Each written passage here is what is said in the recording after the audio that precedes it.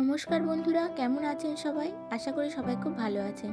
ঘরোয়া আইসেলের নতুন একটি রেসিপির ভিডিওতে সবাইকে স্বাগত জানাই। আজকের বানাতে চলেছি শীতকালের অত্যন্ত জনপ্রিয় একটি জুটি, কড়াইশুঁটির কচুরি আর আলুর দম।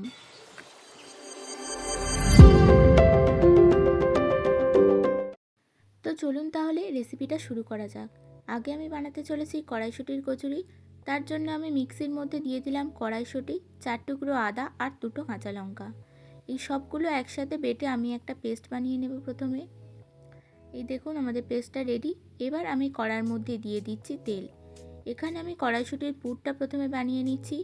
তার জন্য তেল গরম হলে এর মধ্যে আমি দিয়ে দিলাম হিং, এবং তার মধ্যে আমি যে কড়াইশুঁটি বাটাটা বানিয়ে রেখেছিলাম সেটা এর মধ্যে দিয়ে দিলাম। দিয়ে এটা বেশ কিছুক্ষণ ভালোভাবে নাড়াচাড়া করে নিতে হবে।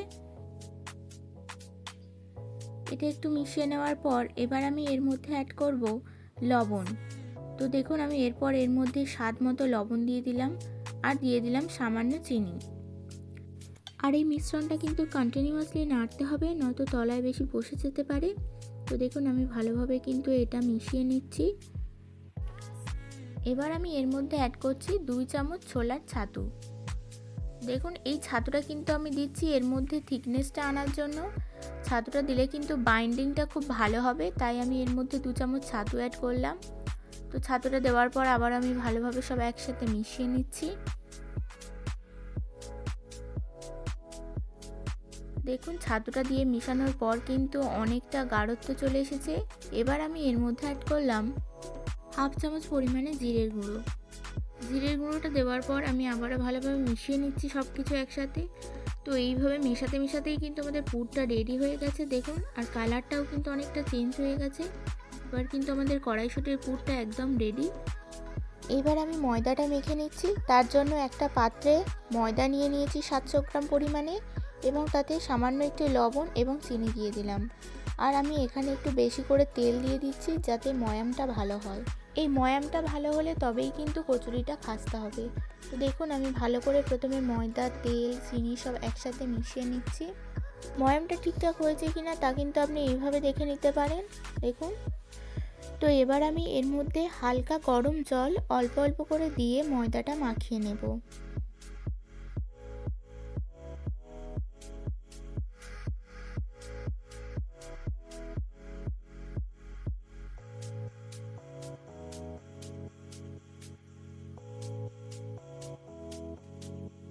ময়দাটা মাখা হয়ে গেলে আমি চাপা দিয়ে রেখে দেব 10 থেকে 15 মিনিটের জন্য। দেখুন ময়দাটা মাখা হয়ে গেছে, এবার আমি এটা চাপা দিয়ে দিলাম। 15 মিনিট পর ঢাকাটা খুলে ময়দাটা আবারও একবার ভালোভাবে মাখিয়ে নিলাম। তারপর আমি লেচিগুলো কেটে নেব।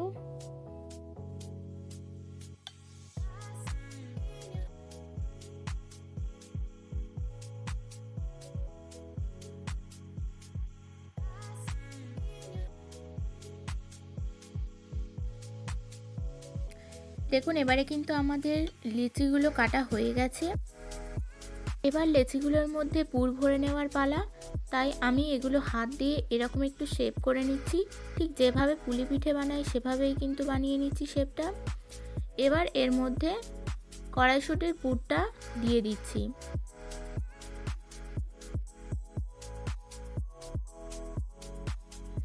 এবার পুর ভরা হয়ে গেলে আমি চারিদিক থেকে এইভাবে কিন্তু পুরটা ঢেকে দিচ্ছি।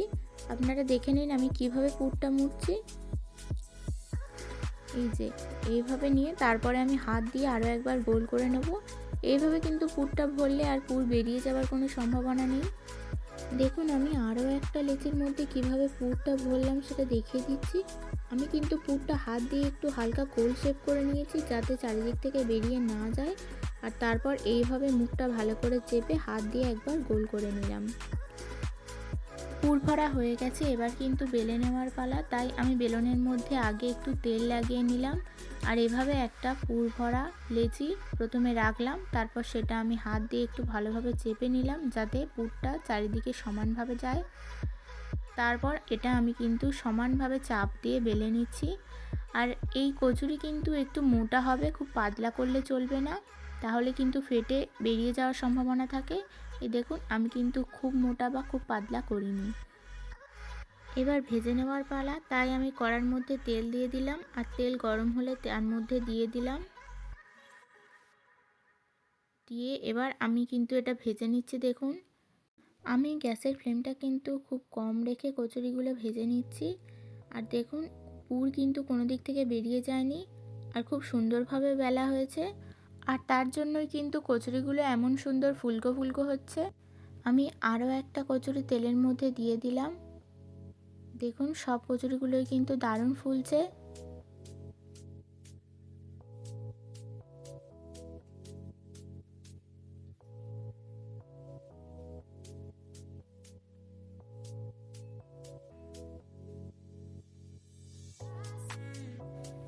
কচুরি ভাজা কিন্তু হয়ে গেছে, আমি সমস্ত কচুরিগুলো এভাবে ভেজে নিচ্ছি। এবার আমি বানিয়ে নেব ছোট আলুর দম।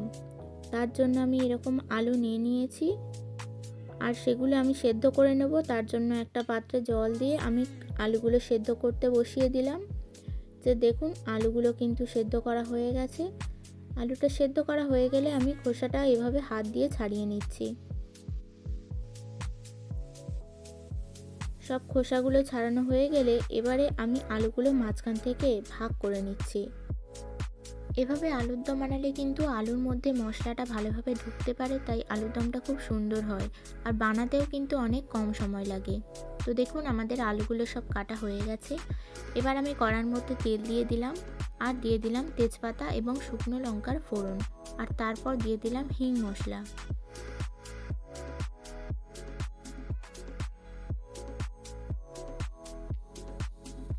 এবার আমি এর মধ্যে দিয়ে দেব টমেটো। টমেটোটা দেওয়ার পর একটু ভালোভাবে ভেজে নিতে হবে। টমেটোটা মোটামুটি একটু ভাজা হয়ে গেলে এবার আমি এর মধ্যে দিয়ে দিচ্ছি স্বাদ মতো লবণ,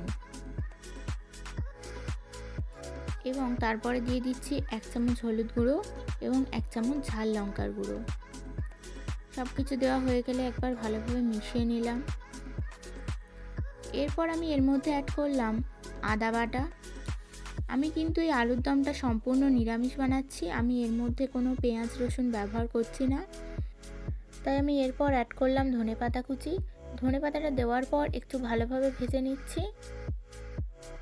এরপর আমি এর মধ্যে অ্যাড করব কাশ্মীরি লঙ্কার গুঁড়ো।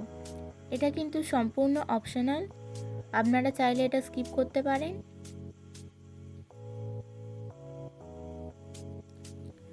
এবার আমি এরপর অ্যাড করলাম সামান্য চিনি। এবার এতে আমি সামান্য একটু জল দিলাম। জলটা দেওয়ার পর এবার যখন এটা ফুটতে শুরু করবে এবং তেল ছাড়তে শুরু করবে, এর মধ্যে আমি আগে থেকে সেদ্ধ করে রাখা আলুগুলো দিয়ে দেব।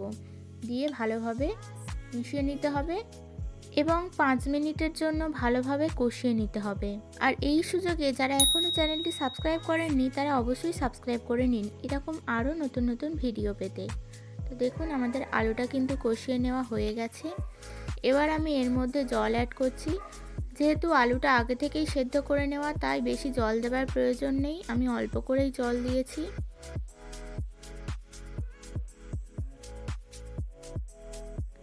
এবার যখন ফুটতে শুরু করবে তখন আমি এর মধ্যে অ্যাড করলাম আলুর দম মশলা। আর আলুর দমটা কিন্তু কচুরির সাথে একটু কষা কষাই ভালো লাগে, তাই আমি আর একটু কষিয়ে নেব কিছুক্ষণ এটা।